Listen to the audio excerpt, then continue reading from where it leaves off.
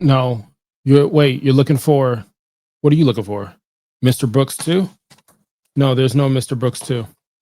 No, just listen, you do what you do for a living. I rent movies and video games out. There's no Mr. Brooks 2. There should have been, but there wasn't.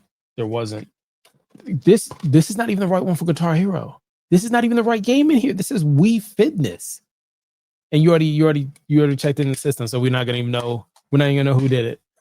We're going under. We're all going under. This whole company's going under.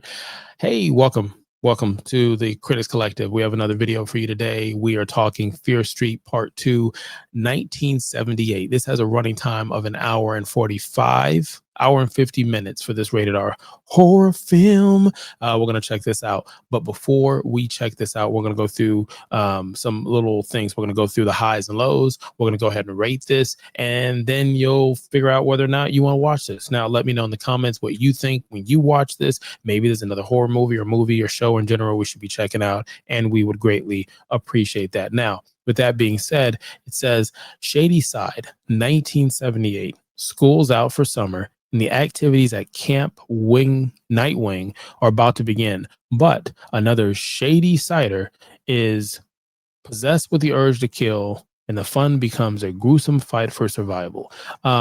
This one is the second. It's a part 2 of Fear Street. Fear Street comes back in the day, blowing the dust off of it. Goosebumps. RL Stine, if I'm saying it correct, if I'm correct.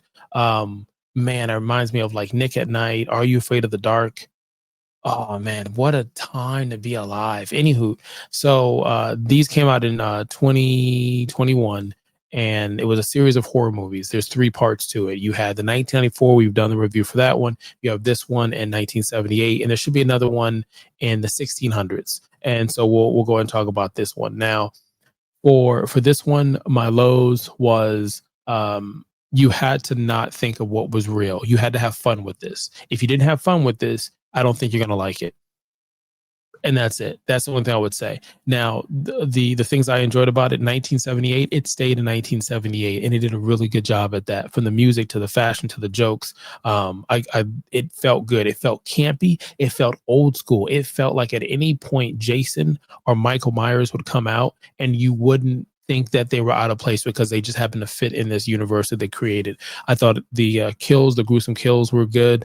It was a step up. This movie was a step up, better than part 1, and it shouldn't be that way because they're connected in the sense of the town. For the 300 years they've been going through shit for the most part, but it shouldn't have connected in a way where you would have thought that the first one should have been such a step down, because I felt like 1994 gave you an opportunity to do horror. In 1994 you're able to do it in a certain way, visually, music, all pop culture. You could have really set the mood with that.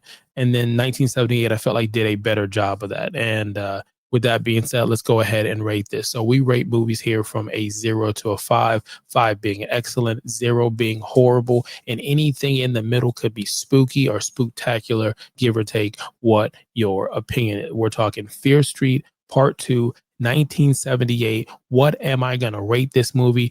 I'm going to rate it a 3.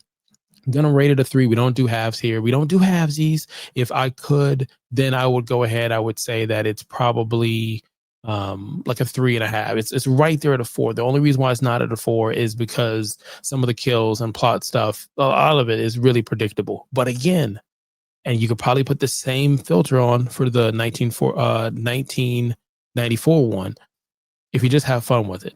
And especially, I think you can do it more with this movie because it's in the 70s. It feels campy, and campy movies, and that's what's fun about them. They're bad acting, and they're partial nudity, and they're gruesome kills, and the storyline really doesn't make sense. So with that being said, you could have been anywhere in the world and you chose to be here. Hit the subscribe button, like, follow, and comment for more. We'd really appreciate to have you here at the Critics Collective. Check out the many other videos, playlists, and things that we have for you, from wrestling to television show to reality shows. We try to do a little bit of everything. So check out in the comments. Let us know, is there something we should be watching? You could have been anywhere in the world and you chose to be here. Until next time, Daddy loves you.